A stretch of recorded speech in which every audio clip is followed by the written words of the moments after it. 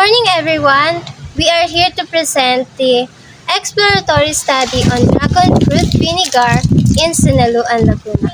Author, Mark Benji Robles de Luna, June 2017. Chapter 1.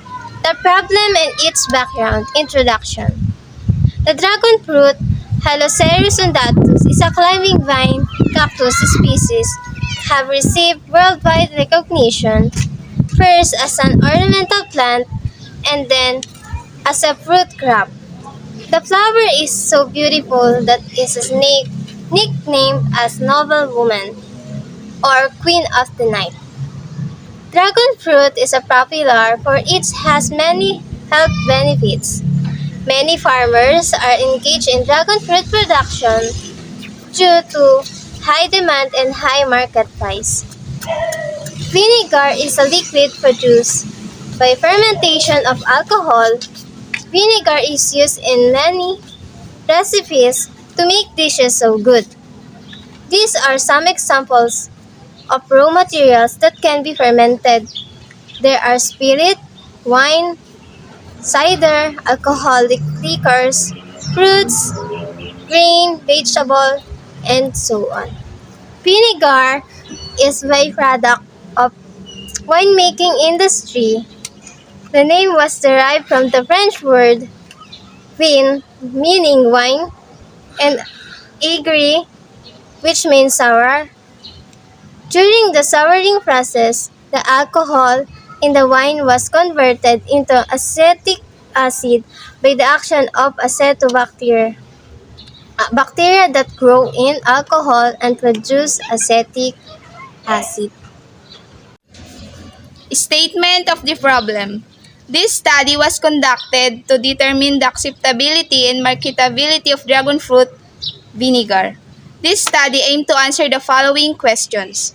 First, what is the profile of the respondents in terms of age, gender, status, educational attainment, and occupation? Second, what is the consumer's consumption behavior regarding vinegar?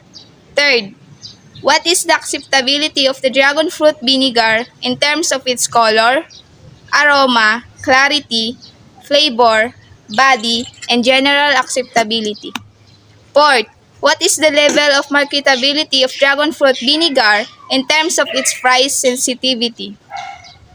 Last, is there a significant relationship between the respondent profile and the level of acceptability of dragon fruit vinegar? Chapter 2. Methodology, Research Design. The study used the descriptive methods of research. Descriptive research methods are pretty much as they describe. There are three main types of descriptive methods: observation methods, case study methods, and survey methods. The research use survey method. Research participants answer questions through interviews or questionnaires. Subject of the study. This study involved 100 respondents, which includes 40 students, 20 housewives, 20 drivers, 20 professionals. The researcher used respondents purposefully because of the availability of the respondent outside and inside the campus. Chapter 3. Presentation, Analysis, and Interpretation of Data. Description of the study area. SINILOAN has a population of 41,000 people in 8,407 households. SINILOAN is a center of education, commerce, and transportation, serving towns in eastern Laguna and some towns from the provinces of Quezon and Rizal. Demographic profile of the respondents. The demographic profile of the respondents in terms of age, sex, civil status, their educational attainment, occupation, and monthly income allowance. Chapter 4. Summary, Conclusion, and Recommendation. This study was conducted in SINILOAN, Laguna from March to April 2017. This aimed to explore the acceptability of dragon fruit vinegar in SINILOAN, Laguna.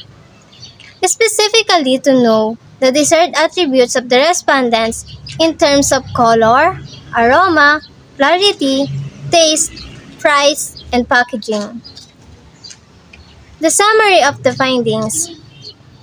There were 100 respondents who composed of drivers, housewives, professional, and students.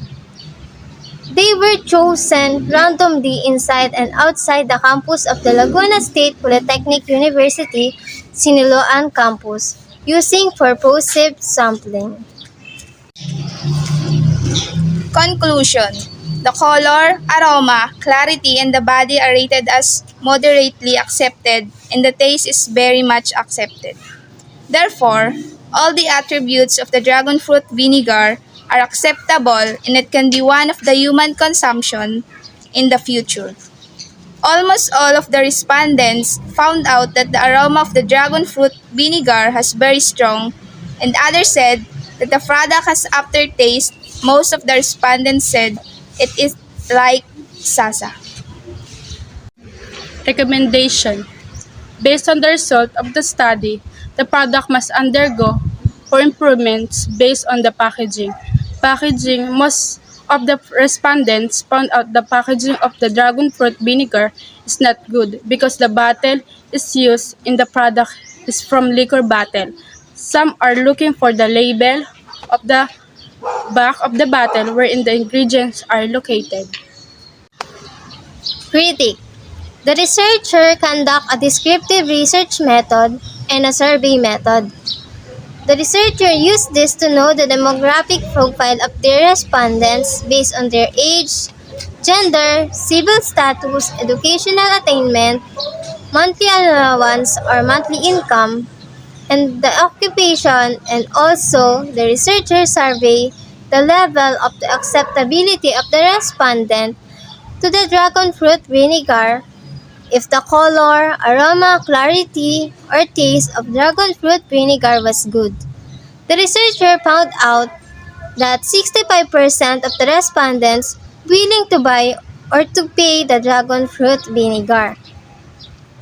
The dragon fruit is used for diabetes, prediabetes, high blood pressure, high cholesterol, obesity, and other conditions. The flowers are sometimes eaten as a vegetable or made into a tea.